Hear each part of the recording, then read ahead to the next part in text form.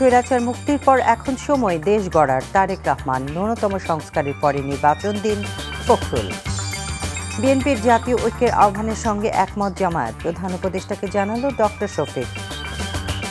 ISKCON নিষিদ্ধে দিনভর বিক্ষোভ, আদালত নয় নিষিদ্ধের সিদ্ধান্ত দেবে সরকার, বলল হাইকোর্ট। ভারতের সরকারও তো একটা বিশেষ ধর্মের লোকদের বিরুদ্ধে প্রতিহিংসা পরায়ণ, মন্তব্য মমতা ব্যানার্জি।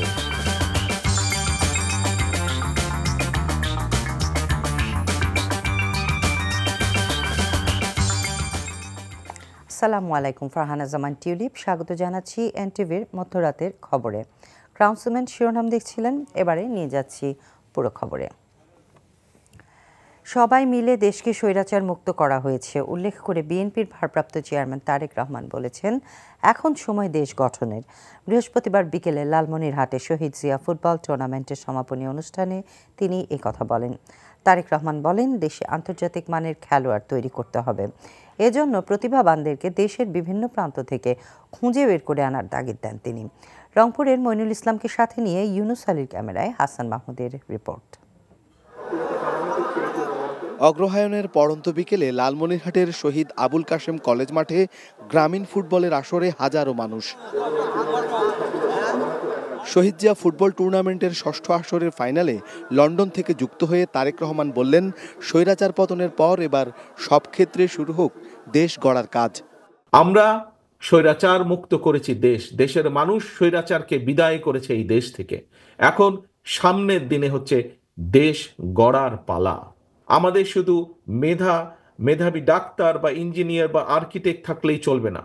আগামী দিনে আমাদেরকে অবশ্যই মেধাবী অর্থাৎ প্রফেশনাল খেলোয়াড় তৈরি করতে হবে, যা তৈরি করতে হবে আমাদের ভবিষ্যৎ প্রজন্ম তাদের ভেতর থেকে। পঞ্চগড় ও রংপুর মহানগর বিএনপি ফুটবল একাদশের মধ্যকার ফাইনাল দেখতে আসেন বিএনপির কেন্দ্রীয় নেতারাও। দেশের ক্রীড়াঙ্গনকে উন্নত করার তাগিদ তারেক রহমানের। আগামী দিনগুলোতে যখন আপনারা আরো অনুষ্ঠানের আয়োজন করবেন, আপনারা দয়া করে চেষ্টা করবেন যে দেশীয় খেলোয়াড়দেরকে এই খেলাগুলোতে অংশগ্রহণ করানোর জন্য। আর দেশীয় যারা আছে তাদের ভেতর থেকে ভালো খেলোয়াড় যাতে বের করে আনা সম্ভব হয়, এই দিকে দয়া করে দৃষ্টি রাখবেন। এবারের টুর্নামেন্টে রংপুর মহানগর বিএনপিকে হারিয়ে চ্যাম্পিয়ন ট্রফি জিতে নেয় পঞ্চগড় একাদশ। দেশের গ্রামীণ জনপদের এই ধরনের আসরগুলো থেকে আন্তর্জাতিক মানের খেলোয়াড় বের করে আনার তাগিদ দিয়ে তারেক রহমান বললেন, আগামীর বাংলাদেশ বিনির্মাণে সব ক্ষেত্রেই সবাইকে নজর দিতে হবে, থাকতে হবে ঐক্যবদ্ধ। Hasan Mahmud, NTV news, Lalmonirhat, Rangpur. ইসকনের কর্মকাণ্ড উদ্দেশ্য প্রণোদিত মন্তব্য করে বিএনপির মহাসচিব মির্জা ফখরুল ইসলাম আলমগীর বলেছেন, তাদের দিয়ে অস্থিতিশীল পরিবেশ তৈরি করতে চায় পরাজিত ফ্যাসিবাদ। এই পরিস্থিতিতে ঐক্য ও শান্ত থেকে সবকিছু মোকাবেলার আহ্বান জানান তিনি। বলেন, এমন কোনো কাজ করা ঠিক হবে না যাতে ফ্যাসিবাদীরা আবারও ফিরে আসে। বৃহস্পতিবার জাতীয় প্রেস ক্লাবে মত বিনিময় সভায় এসব কথা বলেন মির্জা ফখরুল। ইমরুল হাসানের রিপোর্ট। রাষ্ট্র পুনর্গঠনের লেখক শিল্পীদের ভূমিকার শীর্ষক এই মতবিনিময়ের আয়োজন করে জাতীয় কবিতা পরিষদ। স্বৈরাচারের বিদায়ে নতুন বাংলাদেশ গড়ার সুযোগ তৈরি হয়েছে মন্তব্য করে বিএনপির মহাসচিব বলেন, হঠকারী কিছু করে এই সুযোগ নষ্ট করা যাবে না। বলেন, দেশকে অস্থিতিশীল করতে নানামুখী চক্রান্ত চলছে। এটা অত্যন্ত আপনার পরিকল্পিতভাবেই এই অবস্থাটা সৃষ্টি করা হচ্ছে এবং সেটা করছে যে পতিত ফ্যাসিবাদ, তারাই আজকে এই অবস্থাটা তৈরি করছে। ভারতবর্ষের মিডিয়ার বিষয়গুলো দেখতে পাই। কাল রাতেই আমাকে কয়েকজন ফোন দিয়েছেন, তাদের একটাই মাত্র লক্ষ্য, প্রশ্ন যে ইসকনের ব্যাপারে আপনারা কি করছেন। এই প্রশ্নটা অত্যন্ত একেবারেই আপনার উদ্দেশ্য প্রণোদিত একটা অবস্থা তারা তৈরি করতে চায়। সেই অবস্থা নিয়ে প্রথমবার ফেল করেছে, এখন আবার নতুন করে আবার সেই অবস্থা তৈরি করতে চায়। এটা আমাদেরকে সজাগ থাকতে হবে। আর আমরাও সেখানে কোনো মতেই যেন আবার সেখানে আরও একটা বিভাজন সৃষ্টি না করি। এখন যেটা এই মুহূর্তে যেটা প্রয়োজন, সবাইকে শান্ত থেকে বিষয়গুলোকে অনুধাবন করে আমাদের ধীরে ধীরে এগিয়ে যাওয়া এবং সবাইকে সঙ্গে নিয়ে সামনের দিকে আগানো। ন্যূনতম সংস্কার করে নির্বাচন দেওয়া উচিত বলে মনে করেন মির্জা ফখরুল। সংস্কারগুলো প্রয়োজন, সেই সংস্কারগুলো ন্যূনতম করে আমরা একটা সেই ধরনের একটা রাষ্ট্র গঠন করার জন্য একটা নির্বাচন করে একটা পার্লামেন্টে যাই। অনেকেই বলছেন যে নির্বাচনই তো আপনার গণতন্ত্র নয়, অবশ্যই নয়। কিন্তু তার জন্য তো আপনাকে একটা প্রক্রিয়া লাগবে। সেই প্রক্রিয়ার মধ্যে যদি আমরা না যাই তাহলে আমরা সেই জায়গায় পৌঁছতে পারবো না। নিজেদের মধ্যে মতপার্থক্য থাকলেও ফ্যাসিবাদী শক্তির বিরুদ্ধে এক থাকতে সবার প্রতি আহ্বান জানান বিএনপির মহাসচিব। ফ্যাসিবাদ যে কোনো সময় আবার ফিরে আসতে পারে, আমরা সেই রাস্তা যেন তৈরি করে না দিই। Imrul Ahsan, NTV news, Dhaka. শুধু ইসকনই নয়, জাতীয় স্বার্থের বিরুদ্ধে যারাই যাবে তাদের বিরুদ্ধে কঠোর ব্যবস্থা নিতে হবে। দল মত ভিন্নতা থাকলেও জাতীয় স্বার্থে সবাইকে এক থাকার আহ্বান জানান জামায়াতের আমির ডাক্তার শফিকুর রহমান। এদিকে ইসকন নিষিদ্ধের বিষয়ে সরকারের পক্ষ থেকে কোনো আলোচনা হয়নি বলে জানান পরিবেশ উপদেষ্টা সৈয়দা রিজওয়ানা হাসান। তবে ইসকনের বহিষ্কৃত নেতা চিন্ময়ের বিরুদ্ধে আনিত অভিযোগটি সত্য বলে জানান অন্তর্বর্তী সরকারের উপদেষ্টা মাহফুজ আলম। আর কোনো দাবি আদায়ের জন্য রাজপথে না গিয়ে সরকারের সাথে আলোচনার আহ্বান জানান বন ও পরিবেশ উপদেষ্টা রিজওয়ানা হাসান। রিপোর্টে জানাচ্ছেন নাহিদ প্রিন্স। নির্বাচন ইস্যু নিয়ে বৃহস্পতিবার সন্ধ্যায় রাষ্ট্রীয় অতিথি ভবন যমুনায় অন্তর্বর্তীকালীন সরকারের প্রধান উপদেষ্টা ডক্টর মোহাম্মদ ইউনূসের সঙ্গে বৈঠক করেন জামায়াতের আমির ডাক্তার শফিকুর রহমান। শান্তি শৃঙ্খলা বজায় রেখে কিভাবে নির্বাচনমুখী হওয়া যায় সে বিষয়ে আলোচনা করেন তারা। এ সময় দলমতের ভিন্নতা থাকলেও জাতীয় স্বার্থে সবাইকে এক থাকার আহ্বান জানান তিনি। আমাদের দেশের শান্তি শৃঙ্খলা কারা ধ্বংস করতে চায় তাদেরকে চিহ্নিত করতে হবে এবং ঐক্যবদ্ধভাবে এটার মোকাবেলা করতে হবে জাতি হিসাবে। আমরা শুধু ইসকন না, আমরা বলেছি জাতীয় স্বার্থের বিরুদ্ধে যারাই যাবে তাদের ব্যাপারে পদক্ষেপ নিতে হবে। 750। এদিকে সমসাময়িক ইস্যু নিয়ে সন্ধ্যায় রাজধানীর ফরেন সার্ভিস একাডেমিতে প্রেস ব্রিফিং করেন বন ও পরিবেশ উপদেষ্টা সৈয়দ রিজওয়ানা হাসান, প্রধান উপদেষ্টার প্রেস সচিব শফিকুল ইসলাম ও অন্তর্বর্তীকালীন সরকারের উপদেষ্টা মাহফুজ আলম। ব্রিফিংয়ে ইসকন নিষিদ্ধের বিষয়ে সাংবাদিকদের প্রশ্নের জবাবে সৈয়দ রিজওয়ানা হাসান বলেন, ইসকন নিষিদ্ধের বিষয়ে সরকারের পক্ষ থেকে এখনো আলোচনা হয়নি। কোনো সংস্থা নিষিদ্ধ করার কোনো আলোচনা সরকারের মধ্যে হয়নি। দাবি অনেকই উঠতে পারে, দাবির সপক্ষে মানুষ অনেক কর্মসূচিও দিতে পারে। ব্যক্তির অপরাধের সাথে সংস্থার অপরাধকে আমরা জড়িয়ে ফেলছি না। আর অন্তর্বর্তীকালীন সরকারের উপদেষ্টা মাহফুজ আলম বলেন, ইসকনের বহিষ্কৃত নেতা চিন্ময়ের বিরুদ্ধে আনিত অভিযোগটি সত্য। চিন্ময় কৃষ্ণ দাসের বিষয়ে আমাদের অ্যাডভাইজারি কাউন্সিলের অনেকেই ইতিমধ্যে বলেছেন, ওনার বিরুদ্ধে স্পষ্ট একটা অভিযোগ আছে। যে মামলায় ওনাকে গ্রেপ্তার করা হয়েছে ওই অভিযোগেই ওনাকে গ্রেপ্তার করা হয়েছে, এটা খুবই স্পষ্ট এবং এটা বারবার রিটারেটেড করা হয়েছে এবং ওই অনুযায়ী ওনার মামলা চলমান এবং এটা বিচারাধীন বিষয়। এদিকে নির্বাচন বিষয়ে প্রশ্ন করলে তারা বলেন, সংস্কার কার্যক্রম দৃশ্যমান হলেই নির্বাচন দেয়া হবে। এই সংস্কারগুলোর সাথে নির্বাচনের একটা সম্পর্ক তো আছে। এই সংস্কারের প্রস্তাবগুলো আসবে, এগুলোর উপর জনগণ কথা বলবে, চূড়ান্ত একটা সংস্কার প্রস্তাবনা হবে, সেই মোতাবেক যে পদক্ষেপগুলো নেওয়া সেগুলো আমরা নিব। যেটা বাংলাদেশের জনগণ যে জন্য জীবন দিয়েছেন, এই সংস্কারের একটা দৃশ্যমান প্রক্রিয়া হওয়ার পরেই নির্বাচন হবে। তবে কোনো দাবি আদায়ের জন্য রাজপথ বেছে না নিয়ে সরকারের সাথে আলোচনা করার আহ্বান জানান তারা। Nahid Prince, NTV news, Dhaka. চট্টগ্রামে ইসকন কর্মীদের হাতে নিহত আইনজীবী সাইফুল ইসলামকে হত্যার প্রতিবাদে দিনভর উত্তাল ছিল চট্টগ্রাম আদালত প্রাঙ্গণ। কর্মবিরতির কারণে আদালতের কার্যক্রম বন্ধ ছিল। কর্মসূচি অব্যাহত থাকবে বলে আইনজীবী নেতারা জানিয়েছেন। এদিকে চট্টগ্রামের আদালত এলাকায় সংঘর্ষ এবং পুলিশের উপর হামলার ঘটনায় 3টি মামলা হয়েছে। মামলায় মোট 1476 জনকে আসামি করা হয়েছে। চট্টগ্রাম থেকে আরিজ আহমেদের রিপোর্ট, ক্যামেরায় ছিলেন এনামুল হক। সহকর্মী সাইফুল ইসলামকে নির্মমভাবে হত্যার ঘটনায় কালো পতাকায় ছেয়ে গেছে চট্টগ্রামের আদালত এলাকা। 2 দিন ধরে আইনজীবীদের কর্মবিরতিতে বিভাগ, জেলা ও মহানগরের 74টি আদালতে কোনো শুনানি হয়নি। সহকর্মী হত্যার বিচার দাবি করে দিনভর নানা কর্মসূচি পালন করেছে আইনজীবী সমিতি, জাতীয়তাবাদী আইনজীবী ফোরাম, আন্তর্জাতিক ইসলামী বিশ্ববিদ্যালয় অ্যালামনাই সহ বিভিন্ন সংগঠন। অবিলম্বে আইনজীবী সাইফুল ইসলাম হত্যাকারীদের গ্রেফতার ও ইসকন নিষেধের দাবি জানানো হয়। ইসকনের দোসরেরা তাদেরকে যারা ইন্ধন দিচ্ছে তাদের পিছনে ফ্যাসিস্ট হাসিনার শক্তিরা এখানে কাজ করতেছে। কোন আইনজীবী এই চিন্নাইয়ের এই সন্ত্রাসীর পক্ষে কোনো ওকালতি করতে পারবে না। পুলিশের ভূমিকা নিয়ে প্রশ্ন তুলেছেন আইনজীবীরা। এই যে চিন্ময় দাস তিনি যে কোনো রাজনৈতিক দলের নেত্রী না, তার গুটি গয়া 400-500 সমর্থক কোর্টে ছিল, পুলিশ কেন সেদিন নিষ্ক্রিয় ছিল, আমার এই প্রশ্ন জাগে। ইসকন একটা সন্ত্রাসী সংগঠন, ওই সংগঠনকে নিষিদ্ধ করতে হবে। সরকারকে বলছি অনতিবিলম্বে তার হত্যাকারীদেরকে বেছে বেছে গ্রেপ্তার করার জন্য। তবে পুলিশের বিরুদ্ধে ঢালাওভাবে অভিযোগ অস্বীকার করেছেন সিএমপির উপকমিশনার। তার অনুসারীরা আমাদের পুলিশের উপর চড়াও হয় এবং আপনারা জানেন এখানে আমাদের পুলিশের 13 জন সদস্য এখন পর্যন্ত আহত আছে। মঙ্গলবার চট্টগ্রাম আদালতের মূল ফটকের সামনে রঙ্গম সিনেমা হল সংলগ্ন এলাকায় ইসকন সমর্থকরা কুপিয়ে হত্যা করে সাইফুল ইসলামকে। এ ঘটনায় আহত হন 15 জন। NTV news desk. ইসকন নিষিদ্ধের ব্যাপারে সিদ্ধান্ত নেবে সরকার, এ নিয়ে আদালতের হস্তক্ষেপের দরকার নেই। বৃহস্পতিবার এমনটা জানিয়েছেন বিচারপতি ফারাহ মাহমুদ ও বিচারপতি দেবাশিস রায়চৌধুরীর হাইকোর্টের বেঞ্চ। আইনজীবী হত্যা ইস্যুতে এখন পর্যন্ত সরকারের নেওয়া পদক্ষেপে সন্তোষ প্রকাশ করেছেন হাইকোর্ট। এদিকে ইসকনকে নিষিদ্ধের দাবি ও আইনজীবী সুরক্ষা আইন প্রণয়নের দাবি জানিয়েছেন বাংলাদেশ সুপ্রিম কোর্ট আইনজীবী সমিতি। তামজিদ সুমনের রিপোর্ট। হিন্দুত্ববাদী সংগঠন ইসকনের বিষয়ে সরকারের অবস্থান কি বুধবার রাষ্ট্রপক্ষের কাছে জানতে চান দেশের সর্বোচ্চ আদালত।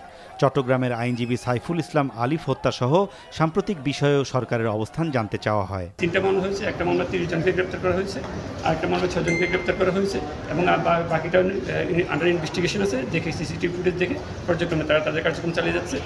বৃহস্পতিবার রাষ্ট্রপক্ষের আইনজীবী আদালতকে জানান ইসকনের সংঘর্ষের ঘটনায় 3টি মামলা ও বেশ কজনকে গ্রেপ্তার করা হয়েছে। ইসকন ইস্যুতে সরকারের কঠোর অবস্থানের কথাও জানানো হয়।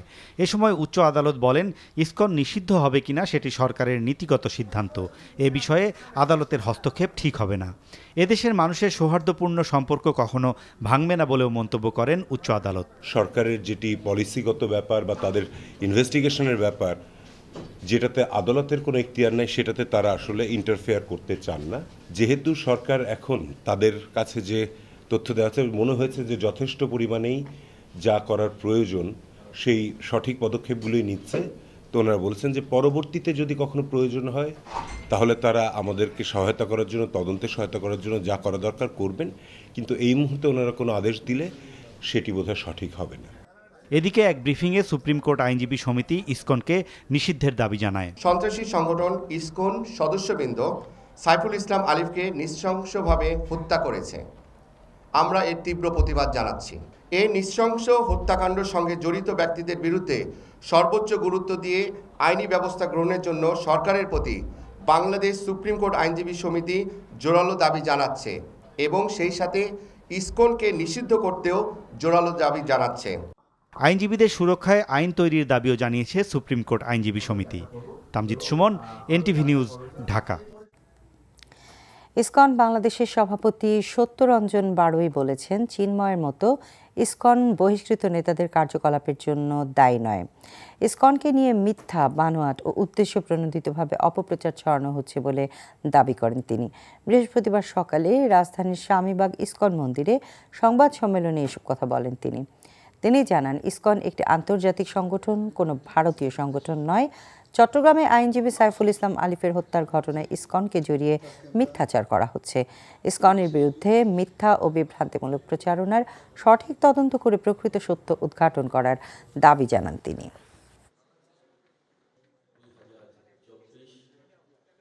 সাইফুল ইসলাম আলিফের নৃশংস হত্যাকাণ্ডের প্রেক্ষিতে ইসকন বাংলাদেশকে নানাভাবে জড়িয়ে উদ্দেশ্য প্রণোদিতভাবে আমাদের ধর্মীয় ও সামাজিক ভাবমূর্তিকে ক্ষতিগ্রস্ত করার অপচেষ্টা চলছে। আমরা সরকার, প্রশাসন, গণমাধ্যম ও দেশবাসীর প্রতি উদাত্ত আহ্বান জানাই। ইসকন 1 নম্বর, ইসকন বাংলাদেশের বিরুদ্ধে চলমান মিথ্যা ও বিভ্রান্তিমূলক প্রচারণার সঠিক তদন্ত করে প্রকৃত সত্য উদ্ঘাটন করে যথাযথ ব্যবস্থা গ্রহণ করুন। বাংলাদেশের স্বার্থে সব রাজনৈতিক দলকে ঐক্যবদ্ধ হতে হবে জানিয়ে জাতীয় নাগরিক কমিটির সদস্য সচিব আখতার হোসেন বলেছেন, কোনো রাজনৈতিক দল দেশের বিপক্ষে অবস্থান নিলে দেশের মানুষ তাদের রুখে দিবে। রাতে রাজধানীর কলাবাগানের গ্রিন কনভেনশন হলে জাতীয় নাগরিক কমিটির কলাবাগান শাখার পরিচিতি সভায় তিনি এই কথা বলেন। প্রতিবেশী দেশের ভেতর থেকে বাংলাদেশকে অস্থিতিশীল করার চেষ্টা চলছে বলেও অভিযোগ করেন তিনি। দেশের বিশৃঙ্খলা ঠেকাতে নিষিদ্ধ ঘোষিত ছাত্রলীগ, যুবলীগ ও আওয়ামী লীগের সব সন্ত্রাসীকে দ্রুত গ্রেফতারের দাবিও জানায় জাতীয় নাগরিক কমিটি।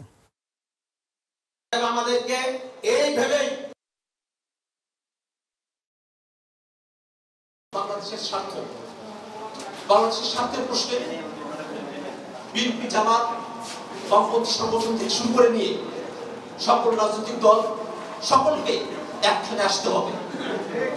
যদি কোনো রাজনৈতিক দল বা সংগঠন বাংলাদেশের স্বার্থের পরিপন্থী কোনো কাজ করে, বাংলাদেশের স্বার্থের বিপক্ষে অবস্থান নেয়, বাংলাদেশের স্বার্থের বিপক্ষে যদি তাদের অবস্থান থাকে, তাহলে বাংলাদেশের মানুষ ওই পতিত ফ্যাসিবাদীদের মতো করে তাদেরকে ঘৃণা করে প্রত্যাখ্যান করবে। ভারতের ক্ষমতাসীন নরেন্দ্র মোদীর বিজেপি সরকার বিশেষ একটি ধর্মের বিরুদ্ধে প্রচণ্ড প্রতিহিংসা পরায়ণ মনোভাবের অধিকারী বলে মন্তব্য করেছেন পশ্চিমবঙ্গের মুখ্যমন্ত্রী মমতা বন্দ্যোপাধ্যায়।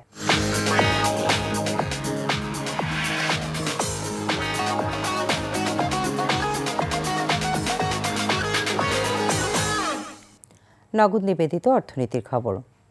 নতুন করে 22,500 কোটি টাকা ছাপিয়ে দুর্বল 6টি ব্যাংককে দেওয়া হয়েছে বলে জানিয়েছেন কেন্দ্রীয় ব্যাংকের governor doctor Ahsan H Mansur. গত সরকারের আমলে ব্যাংক থেকে ব্যাপক টাকা পাচারের কারণে এই ধরনের সিদ্ধান্ত নিতে হয়েছে বলে তিনি জানান। বৃহস্পতিবার বিকেলে বাংলাদেশ ব্যাংকে সংবাদ সম্মেলনে এসব কথা বলেন তিনি। গভর্নর বলেন, আগামী রোববার থেকে এসব ব্যাংকে টাকা পেতে শুরু করবেন গ্রাহকরা। তবে প্রয়োজন ছাড়া অতিরিক্ত টাকা না তুলতে গ্রাহকদের অনুরোধ করেন তিনি। আর ব্যাংকিং খাতের অবস্থা খারাপ হচ্ছে না, বরং আগে থেকেই খারাপ ছিল বলেও মন্তব্য করেন তিনি। গভর্নর বলেন, এখন একদিকে দুর্বল ব্যাংকগুলোকে টাকা ছাপিয়ে তারল্য দেওয়া হবে, অন্যদিকে পুরনো টাকা আস্তে আস্তে বাজার থেকে সরিয়ে নেওয়া হবে। এতে মূল্যস্ফীতি কমে আসবে।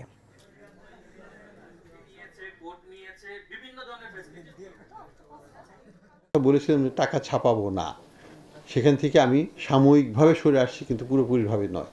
আমরা এই টাকাটা আবার তুলে ফেলবো আমাদের বন্ড ইস্যু করার মাধ্যমে। বাজারের যে তারল্য, সেটাকে কিন্তু আমরা, যেটাকে আমরা বলি যে টাইট মনিটারি পলিসি, সেইটাই রাখবো। এখানে আমরা ইজি মনিটারি পলিসির দিকে যাচ্ছি না।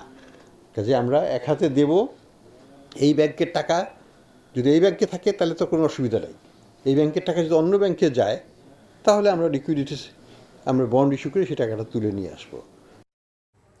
সোহরাওয়ার্দী উদ্যানে স্বাধীনতা স্তম্ভ নির্মাণ প্রকল্পের আওতায় শাহবাগ থানা নির্মাণের প্রস্তাব অনুমোদন দিয়েছে উপদেষ্টা পরিষদ।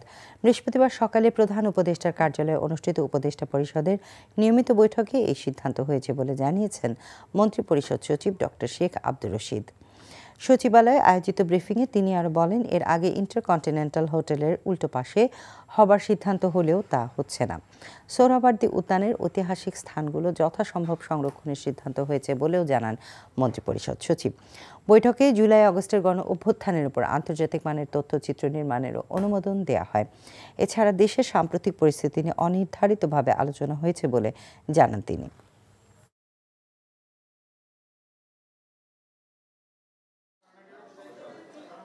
শাহবাগ থানাকে যে সাকুরার কাছে নিয়ে যাওয়ার যে প্রসঙ্গ উঠেছিল, ওই জায়গার সেগুলিও আলোচনা হয়েছে। সেগুলো আলোচনা অনেক থ্রেড বেয়ার ডিসকাশন হয়েছে। তো ওইটা খুব একটা উপযোগী হবে বলে মনে হয়নি, এবং ওই জায়গার মালিক যারা, তারা এটা দিতে অসম্মত হয়েছে। মাননীয় উপদেষ্টা কয়েকজন মিলে তারা সরেজমিন দেখবেন, দেখে তারা সবচেয়ে সুইটেবল কোনটা হয়। আমাদের সোহরাওয়ার্দী উদ্যানের নান্দনিক, ঐতিহাসিক এবং প্রাকৃতিক একটা পটভূমি আছে, সেগুলি যেন রক্ষা করা যায় সেটা লক্ষ্য করে তারা সিদ্ধান্ত নেবেন। ডিম নিক্ষেপ করে বিচারপতিকে এজলাস থেকে নামানোর ঘটনায় গভীর উদ্বেগ প্রকাশ করেছেন প্রধান বিচারপতি সৈয়দ রেফাত আহমেদ। আর এই ঘটনায় জড়িত আইনজীবীদের বার কাউন্সিল সনদ এবং সুপ্রিম কোর্ট আইনজীবী সমিতির সদস্যপদ বাতিল করা হবে বলে জানিয়েছেন সভাপতি ব্যারিস্টার মাহবুবউদ্দিন খোকন। বৃহস্পতিবার সুপ্রিম কোর্টের জারি করা এক প্রেস বিজ্ঞপ্তিতে বলা হয়, বুধবার সুপ্রিম কোর্ট প্রাঙ্গণে যে নজিরবিহীন ঘটনা ঘটেছে তা অনভিপ্রেত। একই সঙ্গে দেশের জেলা আদালতগুলোতেও যে অনাকাঙ্ক্ষিত পরিস্থিতির সৃষ্টি হয়েছে সে বিষয়ে সম্পর্কে গভীর উদ্বেগ প্রকাশ করেন প্রধান বিচারপতি। ভবিষ্যতে যে কোনো অনাকাঙ্ক্ষিত পরিস্থিতি মোকাবেলায় প্রয়োজনীয় পদক্ষেপ গ্রহণ করা হয়েছে বলেও জানানো হয় ওই প্রেস বিজ্ঞপ্তিতে। বুধবার হাইকোর্টে এক বিচারপতিকে লক্ষ্য করে ডিম ছুঁড়ে মারার ঘটনা ঘটে। বিষয়টি নিয়ে প্রধান বিচারপতি সৈয়দ রেফাত আহমেদ, সুপ্রিম কোর্ট আইনজীবী সমিতির সভাপতি এবং অ্যাটর্নি জেনারেল সহ আরও কয়েকজন আইনজীবীর সাথে আলোচনা করেন। শেরপুরে বৈষম্য বিরোধী আন্দোলনে নির্বাহী ম্যাজিস্ট্রেটের গাড়ি চাপায় কলেজ ছাত্র শার্দুল আশিস সৌরভের মৃত্যুর ঘটনায় সাবেক প্রধানমন্ত্রী শেখ হাসিনা সহ ৫৯ জনকে আসামি করে আরও একটি হত্যা মামলা করা হয়েছে। এতে আসামি রয়েছেন সাবেক সেতুমন্ত্রী ওবায়দুল কাদের, স্বরাষ্ট্রমন্ত্রী আসাদুজ্জামান খান কামাল সহ কয়েকজন পুলিশ কর্মকর্তাও। বৃহস্পতিবার দুপুরে সিআর আমলি আদালতে মামলাটি করেন নারী ও শিশু নির্যাতন দমন ট্রাইব্যুনালের রাষ্ট্রপক্ষের আইনজীবী আশরাফুন নাহার। পরে জ্যেষ্ঠ বিচারিক হাকিম জবানবন্দি নিয়ে মামলা গ্রহণ করে পূর্ববর্তী মামলার প্রতিবেদন প্রাপ্তি সাপেক্ষে আদেশের জন্য রাখেন। এর আগে নিহত কলেজ ছাত্র সৌরভের বাবা গত ২৭ অগস্ট সাবেক সংসদ সদস্য সহ ৮৭ জনের নাম উল্লেখ করে অজ্ঞাত ৩০০ মানুষকে আসামি করে প্রথম হত্যা মামলা করেছিলেন।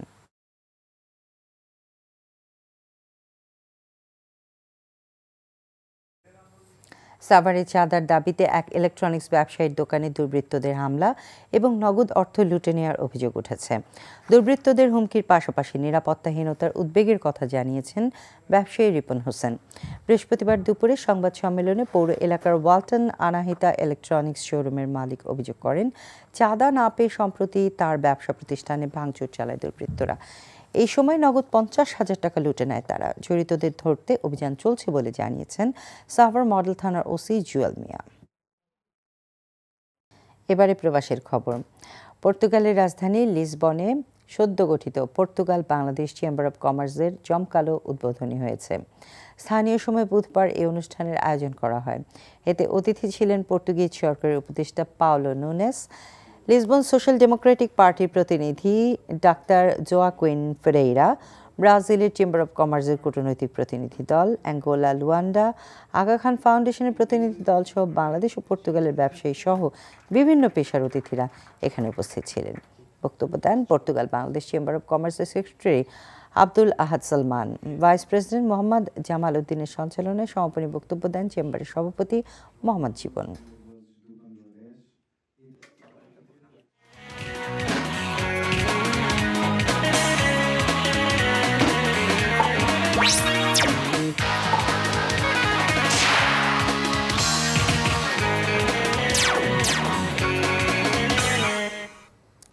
ইস্পাহানি প্রিমিয়ামটি খেলার খবর। ফুটবল।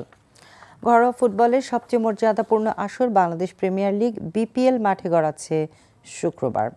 10 দলের এই লিগে প্রথম দিনই মাঠে নামবে গত মৌসুমে ট্রেবল জেতা বসুন্ধরা কিংস ও 3টি রানার আপ হওয়া Mohammedan sporting club limited.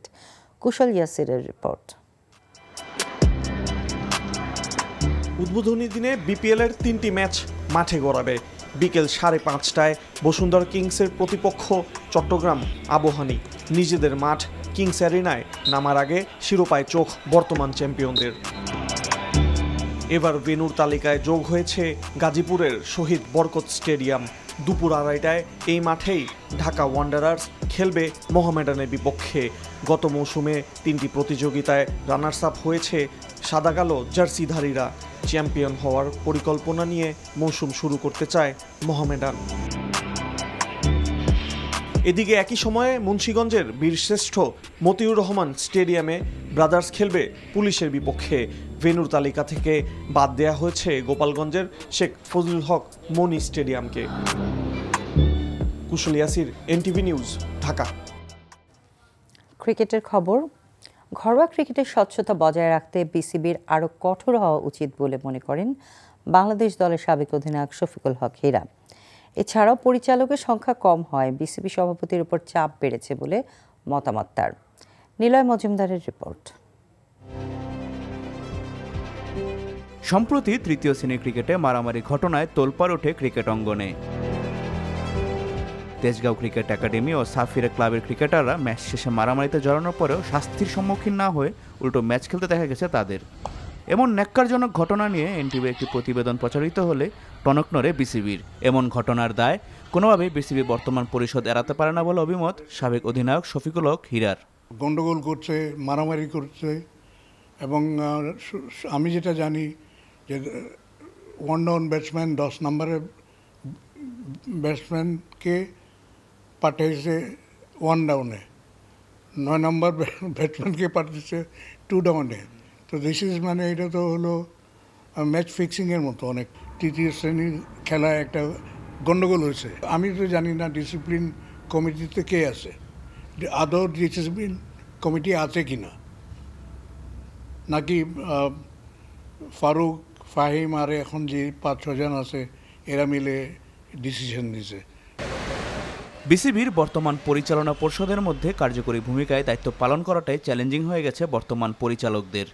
Board মিটিংয়ে টানা 3 সভায় অনুপস্থিত থাকায় পদ হারিয়েছেন সিংহভাগ পরিচালক। বিসিবি সভাপতি ফারুক আহমেদের উপর চাপ বেড়েছে বলে মতামত সাবেক অধিনায়কের। ফুল বোর্ড তো ফারুকের কাছে নাই, শুধু ফাহিমকে নতুন হিসাবে ইন্ডাক্ট করা হয়েছে, আর বোধহয় 7 জন আছে না 8 জন আছে। এদের তো ফুল বোর্ড হয় না।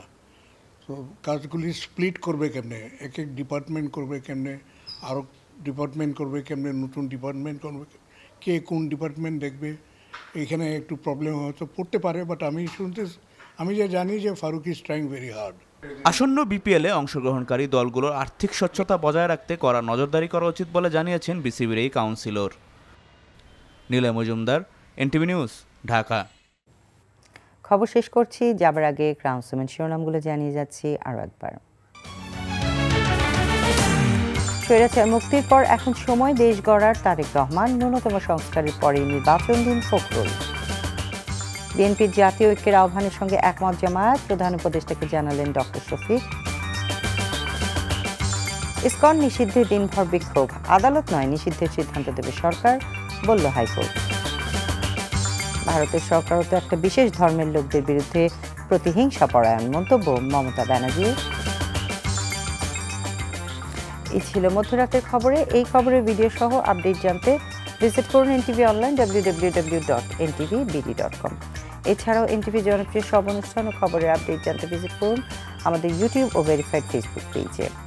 সকাল 7:30 সকালের খবর দেখার আমন্ত্রণ রইল। ধন্যবাদ সবাইকে, শুভরাত্রি।